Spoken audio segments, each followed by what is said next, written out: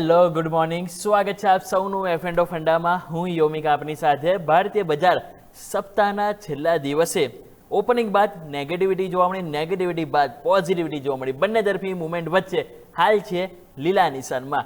લીલા નિશાન પાછળ આજે એફ એન્ડ ઓફ ફંડામાં આજે ઘણું બધું છે કે જે આપણે વાત કરીશું. ઓપોર્ચ્યુનિટી ક્યાં છે એની પણ આપણે વાત કરીશું, પરંતુ સૌથી પહેલાં શરૂઆત હેડલાઇન્સની સાથે કરીશું. સપ્તાહના છેલ્લા દિવસે ભારતીય માર્કેટમાં જોવા મળી બંને તરફી કારોબાર. નિફ્ટી ઉતાર ચઢાવ સાથે 60 પોઈન્ટના વધારા સાથે 24,250 ને પાર. તો સેન્સેક્સમાં પણ આજે 200 પોઈન્ટથી વધુની મજબૂતી સાથે 78,200 ને પાર મજબૂતી સાથે કારોબાર. બેંક નિફ્ટીમાં આજે જોવા મળી થોડીક મામૂલી કમજોરી. બેંક નિફ્ટીમાં માત્ર 70 પોઈન્ટની મજબૂતી સાથે 56,150 કારોબાર.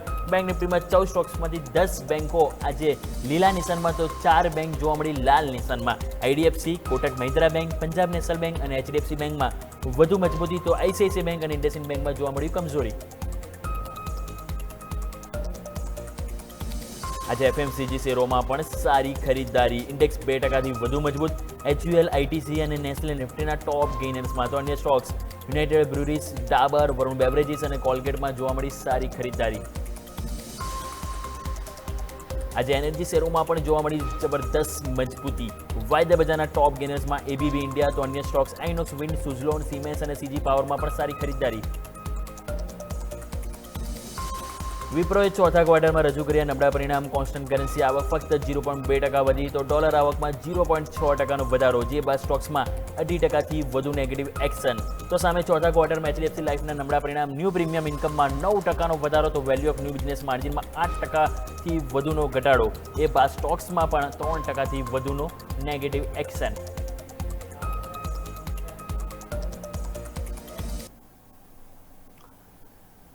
આવો દર્શક મિત્રો, હવે જ્યારે માર્કેટમાં થોડુંક એક્શન ડબલ તરફી છે, પરંતુ ન્યૂનતમ સાથે ખરીદારી પણ આવી. અને એક લેવલ કે જે આપણે સવારે યાદ છે વાત કરી હતું નિફ્ટી માટે કે 24,300 એક રેઝિસ્ટન્સ એરિયા છે.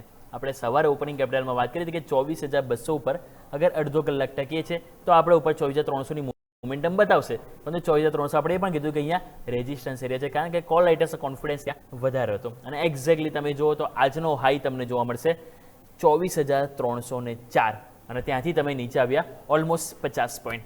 એટલે હવે નવી તેજી માટે 24,304 એને ક્રોસઓવર જરૂરી છે. એટલીસ્ટ 15 થી 20 મિનિટ એની ઉપર ટકવું જરૂરી છે. ટકીશું તો પછી મોમેન્ટમ 24,400 તરફની જોવા મળશે, કે અધરવાઇઝ રેન્જ બાઉન્ડ અત્યારે માર્કેટ જોવા મળી રહ્યું છે. આ વાતથી આપણે નિફ્ટીની. પરંતુ બેંક નિફ્ટીમાં તમે જો, બેંક નિફ્ટીમાં થોડીક વીકનેસ છે. લીલા નિશાનમાં 80 અંક મજબૂતી છે, પરંતુ કમજોરી એટલા માટે કહું છું કારણ કે નિફ્ટી કમ્પેરમાં તમે જો ઓછી તેજી આપણને જોવા મળી છે. અને અત્યારે તમે જોશો તો 56,175, 56,200 શું છે? 50 ડે એક્સપોનેન્શિયલ મૂવિંગ એવરેજ. યાદ છે આપણે સવારે પણ વાત કરી હતી કે અહીંયા નવી તેજી માટે 56,200નું જે લેવલ છે એની ઉપર એટલીસ્ટ અડધો કલાક ટકવું જરૂરી છે, જેથી કરીને કોન્ફિડન્સ ત્યાં બિલ્ડઅપ થાય. જોઈએ, પરંતુ અત્યારે એઝ ઓફ નાવ જોઈ રહ્યા તો આપણે ચાર્ટ ઉપર તમે જોઈ રહ્યા છો કે આજની જે કેન્ડલ છે એ જે ફોર્મેશન છે ખાસ કરીને આપણને થોડું 50 ડેમાં નીચે અટકી રહ્યું છે. 56,200 ટાઈમ આપી દઈએ, જોઈએ કે અહીંયા મોમેન્ટમ કઈ રીતે જોવા મળે છે. બાકી આ સ્ટોક સ્પેસિફિક એપ્રોચ તમે જો બહુ સરસ જોવા મળે છે. અને જે એફ એન્ડ ઓની આપણે વાત કરવાની, ઇન્ડેક્સની આપણે એક્સપર્ટ સાથે ખાસ કરીને વાત કરીશું કે નિફ્ટી અને બેંક નિફ્ટીમાં આપણે શું રણનીતિ અપનાવી. આવો આપણે હવે સ્ટોક સ્પેસિફિક વાત કરી લઈએ કે આજના દિવસે long buildup data future and ઓપ્શનમાં કયા સ્ટોક છે કે જેમાં આજે પોઝિશન માર્કેટમાં જ્યારે તેજી છે તો અહીંયા પણ આપણને એક લોંગ પોઝિશનવાળા સ્ટોક્સ. ગોડફ્રે ફિલિપ્સ તમે નજર કરો, અહીંયા પણ આપણને સરસ મોમેન્ટમ જોવાનું છે. 34% પોઝિટિવ બિલ્ડઅપ. છેલ્લા 5 દિવસનો જો તમે ડેટા નજર કરશો ને તો 5માંથી 3 થી 4 વખત એવું બન્યું છે કે ગોડફ્રે ફિલિપ્સ તમને લોંગ બિલ્ડઅપમાં જોવા મળશે. અને તમે જો કંઈક એવું છે આજે પણ તમને જોવાનું છે હાઈએસ્ટ લોંગ બિલ્ડઅપ. સ્ટોક 3.5%ની તેજી. કોચિન શિપયાર્ડ તમે નજર કરો તો અહીંયા પણ 20.5%ની તેજી જોવા મળે છે. અને અહીંયા પણ સરસ મોમેન્ટમ આપણને જોવા મળી રહ્યું છે. તો આપણે હવે એક્સપર્ટ જોડાઈ ગયા છે, ખાસ કરીને આપણી સાથે સાઈરામ સ્ટોક્સથી અરુણ રંગપરી આપણી સાથે જોડાઈ ગયા છે. તો સર પાસે જઈએ અને આપણે સમજીએ કે હવે માર્કેટમાં આગળ શું રણનીતિ અપનાવીશું. સર, સૌથી પહેલાં તો ગુડ મોર્નિંગ. માર્કેટમાં જે સરસ તેજી આવી, લાસ્ટ વીક ક્લોઝિંગ સારું હતું. આ અઠવાડિયે પણ આપણે જોઈએ 10 વેમાં અને 50 વેમાં બંનેની વચ્ચે છીએ. ગઈકાલે 26,400થી નીચે આવ્યું અને અહીંયા પણ આપણે જોઈએ 56,700-800 નીચે આવ્યું. પ્રશ્ન એ થાય છે કે હવે માર્કેટને બાયો ડીપ તરીકે જોઈશું કે કન્સોલિડેશન તરીકે જોઈશું કે સેલોન રાઇસ પ્રોફિટ બુકિંગ તરીકે જોઈશું. સર, આજનું વીકલી ક્લોઝિંગ તમે કયા લેવલ ઉપર આવે તો એક બેટર તમે અહીંયાથી જોઈ રહ્યા છો? Sir, good morning. વ્યોમિકભાઈ, વેરી ગુડ મોર્નિંગ. હવે માર્કેટનું સ્ટ્રક્ચર આપણે જોઈએ તો બહુ પહેલા આપણે કાલની વાત કરી. કાલે બી આપણે અહીંયા આપણા દર્શકોને જ્યારે હું યશભાઈ સાથે શો કરી રહ્યો હતો ત્યારે આપણે બંને ઇન્ડેક્સમાં ફૂટ લેવાના કયા હતા. માર્કેટ નીચે જશે, ગેપ અપમાં બાય નથી કરવાનું, એ ક્લિયર આપણો વ્યૂ હતો. આજે બી એવું છે કે માર્કેટ એક રિટ્રેસમેન્ટ લઈને અહીંથી નીચે જઈ શકે છે. માર્કેટ વધારે નીચે જશે. એના બે ત્રણ રીઝન છે. પહેલું રીઝન એ છે વીકેન્ડ છે. વોરની અપડેટ એવું છે કે હજી બી યુએસ અને ઈરાન વચ્ચે કોઈ ડીલ થઈ નથી ને ડીલ થઈ જશે તો પણ માર્કેટની અંદર એટલો બધો સ્પાઇક નહીં આવે, કારણ કે જ્યાં સુધી ક્રૂડ ઉપર કોઈ ક્લિયરિટી નહીં આવે ત્યાં સુધી નીચે નહીં આવે. સેકન્ડ થિંગ, જે આપણે ક્રૂડના પાસ્ટમાં જે પ્રાઇસ જોયા છે કે 50-60, સોરી 55 થી 60, 65 ની 70 ની વચ્ચે, એ પ્રાઇસ હવે ક્રૂડની આવવી મુશ્કેલ છે. ક્રૂડ હવે મોટા મોટી 80 to 85 ની નીચે જવું બહુ જ મુશ્કેલ છે. સેકન્ડ, વોર પછી એવા અપડેટ આવશે કે ભાઈ ક્રૂડની અંદર પ્રોડક્શન આટલું ડેમેજ છે, આટલું પ્રોડક્શન કમ છે. આ બધા જ જે વોર પછી જે સ્ટેટમેન્ટ આવશે તો માર્કેટ હંમેશા આજનું નહીં, માર્કેટ હંમેશા આગળનું સોચીને એના ઉપર મુવમેન્ટ આપતું હોય છે. સેકન્ડ થિંગ, જે 50-60% રિટ્રેસમેન્ટ આવવું જોઈએ એ 24,200-300 કાલે મેં ડિસ્કસ કરી હતી ત્યાં સુધી છે. ત્યાં સુધી માર્કેટ આવ્યું છે ને એથી થોડું પ્રોફિટ બુકિંગ આવશે. બેન્કિંગ સ્ટોક્સની અંદર અલગ ક્વેશ્ચન છે. જ્યારે ક્રૂડની પ્રાઇસ વધી છે તો ઇન્ફ્લેશન બી વધશે. ઇન્ફ્લેશન વધશે, સેકન્ડ જે કેરી લોસ છે જે બેંકોને થયો છે, એ લોસ કેરી ફોરવર્ડની આરબીઆઈની ના છે. તો આ જે ક્વાર્ટરના રિઝલ્ટ છે એની અંદર એક ડેમેજ થઈ શકે છે. એટલા માટે બેંક નિફ્ટી એક લિમિટેડ છે અને બેંક નિફ્ટીનું બી રિટ્રેસમેન્ટ 56,500 થી 57,000 સુધીનું હતું, એ આવી ચૂક્યું છે. હવે વાત કરીએ આઈટી સ્ટોક્સની અંદર બી તમે જોશો તો આઈટી ઇન્ડેક્સની અંદર બી આઈટી સ્ટોક્સ બી કાફી ઉપર જઈને અહીંયા સ્ટેબલ થઈ ગયા. હવે ઉપર જવાનું થોડું લિમિટેડ થઈ ગયું. આપણે જોયું તો વિપ્રોનું ખરાબ રિઝલ્ટ આવ્યું, પણ વિપ્રો એટલું તૂટ્યો ને એનું રીઝન હતું બાયબેક. પણ બાયબેક પછી બી હજી લોકોને એટલો ટ્રસ્ટ નહીં કે વિપ્રોને ઉઠાવીને આગળ લઈ જઈ શકે. તો આ બધા જ પરિબળો માર્કેટને રોકે છે. સેકન્ડ, ઉપર જતા માટે કેપ છે. ડાઉન સાઇડ સપોર્ટની વાત કરું તો માર્કેટને હોપ છે કે વોર બંધ થઈ ગયું છે, વર્લ્ડ માર્કેટ સારા લેવલ પર ટ્રેડ કરી રહ્યા છે. તો નીચેની સાઈડ બી રેસ્ટ્રિક્ટેડ, મતલબ એક લિમિટેડ છે. તો અપર સાઈડ બી તમે જુઓ તો 24,400, 24,500 એન્ડ છે. 57,000, 57,200 બેંક નિફ્ટી માટે એન્ડ છે. જ્યારે નીચેની સાઈડ જોઈએ તો બેંક નિફ્ટી હવે 55,000 બ્રેક કરે ત્યાર પછી જ નવી મંદી થશે.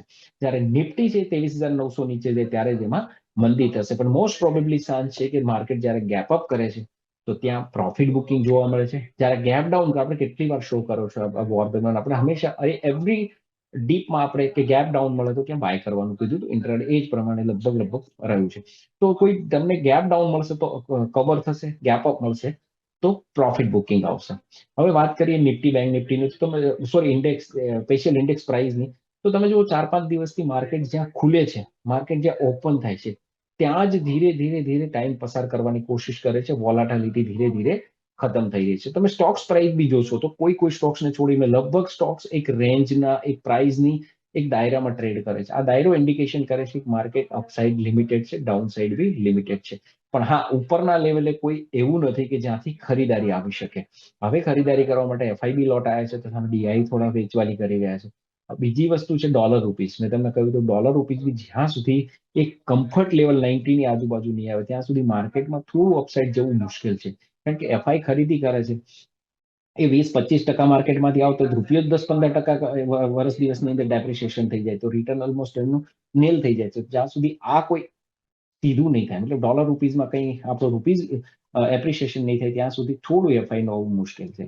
સેકન્ડ, કોઈ યા તો ગવર્મેન્ટ તરફથી કોઈ એલટીજી લોંગ ટર્મ કેપિટલ ગેન એની અંદર કોઈ ચેન્જીસ કરવામાં તો માર્કેટને એક બૂસ્ટ મળી શકે છે. સેકન્ડ, જે આરબીઆઈ તરફથી રેટ કટની ઉમ્મીદ હતી એ ક્રૂડ પ્રાઇસના લીધે લગભગ નીલની આજુબાજુ પહોંચી. સેકન્ડ, જેવું ઇલેક્શન ખતમ થશે, આ ઇલેક્શન ફેસીસ પૂરા થશે તો મારું માનવું છે કે પેટ્રોલ ડીઝલની પ્રાઇસમાં એક જબરજસ્ત હાઇક આપણને જોવા મળશે, જે ધીરે ધીરે ઇન્ફ્લેશનને ઇન્ક્રીઝ કરવાનું એક મોટું રીઝન બનશે. ઓકે, તો બહુ સરસ રીતે સર આપણને સમજાયું. ઓવરઓલ આપણને સિચ્યુએશન પણ સાથે સાથે આપણે માર્કેટને કઈ રીતે ઇન્ડિકેટ કરીશું તેનું આપણે ધ્યાન પર રાખીશું. પરંતુ સર જાણી લઈએ કે હવે તમારા તરફથી ખાસ કરીને કે જે એફ&ઓની જે ખાસ સ્ટ્રેટેજી જે તમે લઈને આવી રહ્યા છો, તો કઈ સ્ટ્રેટેજી છે કે જે આપણા વ્યુઅર્સ હવે ધ્યાન પર રાખવાનું રહેશે સર? અહીંયા આપણે હિન્દાલ્કો છે 1,030-32 ની આજુબાજુ ફ્યુચર ચાલી રહ્યું છે.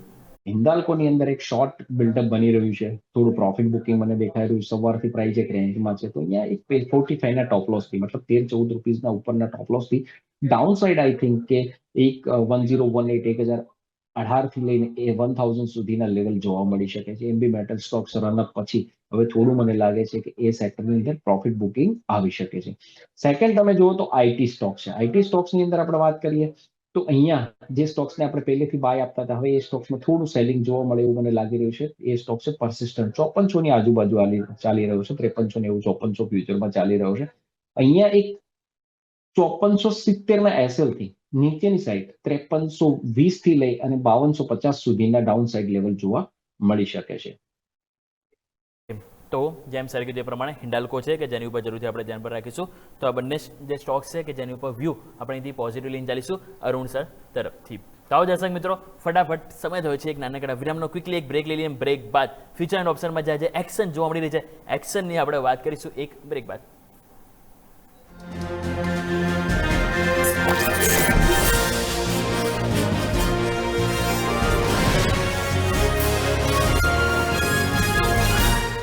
બ્રેક બાદ આપનું સ્વાગત છે. તો બ્રેક પહેલા આપણે વાત કરી ઓરલ ઇન્ડેક્સની અને અરુણ સર પાસેથી આપણે એમના એફએનડોના ખાસ સ્પીક પણ વાત કરી લીધી. હવે વાત કરીએ કે આજના દિવસે જે એફએનડોમાં જે એક્શન જોવા મળી રહી છે, સૌથી પહેલાં લોંગ બિલ્ડઅપ ડેટા આપણે નજર કરી લઈએ.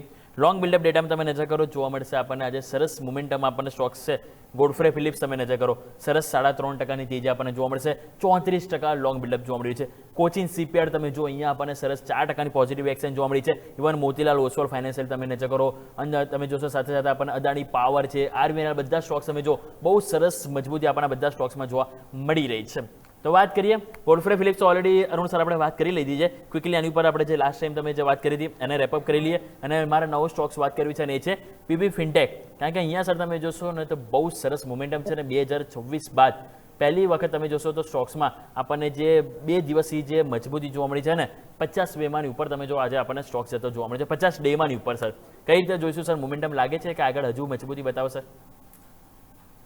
પેલા વાત કરીએ આપણે ગોડફ્રે ફિલિપ્સની. યસ, આ સ્ટોક્સની અંદર આપણે નીચેની સાઈડ નિયર અબાઉટ 1800-1900 ચાલતો હતો ત્યારે આપણે સ્ટોક્સની ડિસ્કસ કરી હતી. ત્યારે આપણે આરએસઆઈ ની બી વાત કરી હતી કે સ્ટોક્સમાં એક પોઝિટિવ મુવમેન્ટ બની રહ્યું છે, સ્ટોક્સ અપર જઈ શકે છે. ટ્રેડર ફેવરિટ સ્ટોક રહ્યો છે, એ પ્રાઇસથી આપણને મુવમેન્ટ અપર સાઈડ જોવા મળે. સ્ટોક્સ માટે હવે જુઓ તો 2400 નું એક લેવલ હડલ વાળું છે. અગર 2400 પાર કરશે તો સ્ટોક્સ માટે એક વધારે આગળ બની શકે. જ્યારે નેક્સ્ટ સ્ટેપ પીબી ફિનટેકની વાત કરીએ, પીબી ફિનટેકની આ સ્ટોક્સની નિયર અબાઉટ ચાલે છે 1618 1620. આ સ્ટોક્સની અંદર મંથલી ચાર્ટની અંદર જો વોલ્યુમ બેઝિસ જોશો તો છેલ્લા 3-4 દિવસની અંદર સ્ટોક્સની અંદર એક જબરજસ્ત મુવમેન્ટ બની છે. જે સ્ટોક 1400 રૂપિયા ચાલતો તો નાવ ઇટ ઇઝ 1600 ઉપર ટ્રેડ કરી રહ્યો છે. જો કે બધા સ્ટોક્સ 8-10% ચાલેલા છે લો લેવલથી, બહુ સ્ટોક તો આ પણ સ્ટોક્સ બી ચાલેલો છે. હવે સ્ટોક્સ માટે અહીંયા 1620 ની આજુબાજુ ચાલી રહ્યો છે. સ્ટોક્સ માટે જે આગળના લેવલ છે, જે કહી શકાય કે મહત્વના લેવલ જે છે સ્ટોક્સ માટે, એ છે નિયર અબાઉટ 1720 ની આજુબાજુ.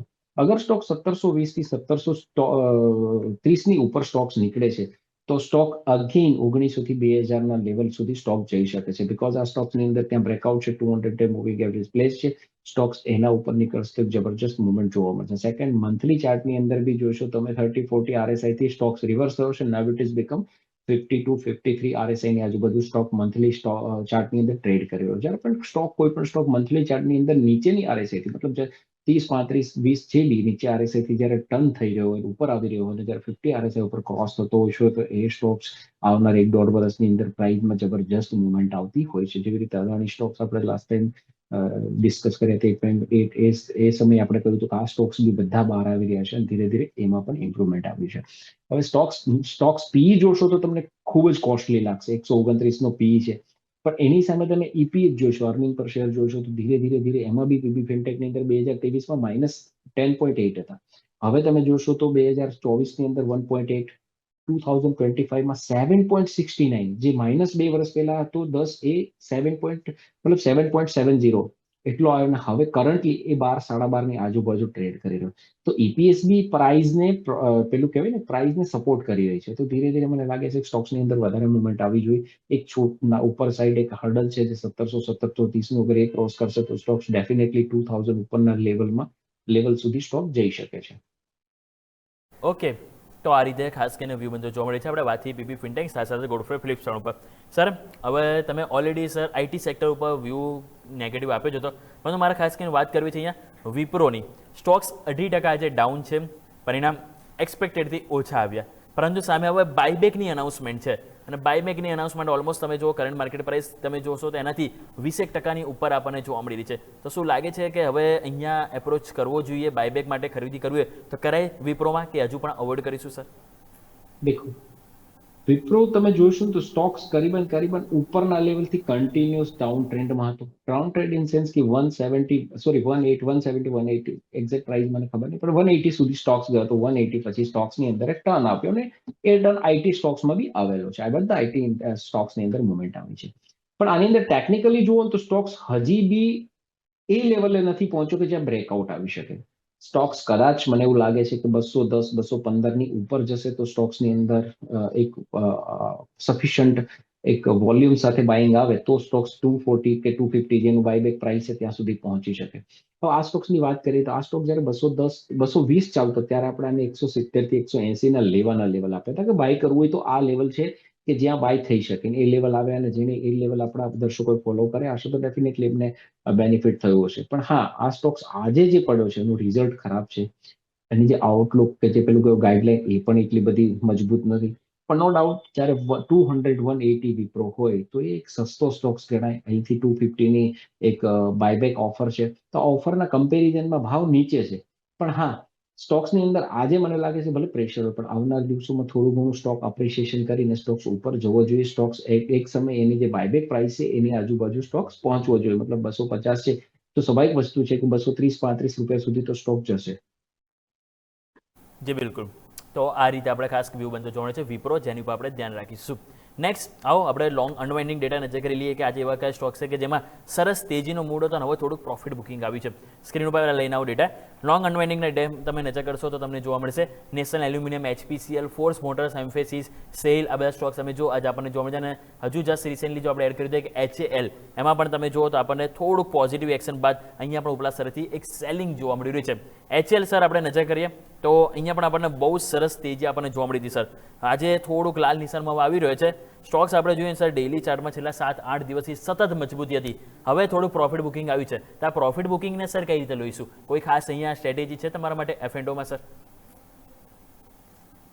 HL ની વાત કરો તો HL આપણે લાસ્ટ ટાઈમ બી બહુ પહેલા HL ની ઘણા ટાઈમ આપણે ડિસ્કસ કરેલી છે. જ્યારે 4142 ત્યારે આપણે એમાં 3500 થી 3300 નું લેવલ આપતા હતા કે ત્યાં આવે તો સ્ટોક્સ બાય કરો. ઓલમોસ્ટ એની આજુબાજુ પહોંચ્યો છે અને હવે સ્ટોક્સ ગયો છે 4400 ની આજુબાજુ ટ્રેડ કરી રહ્યો છે.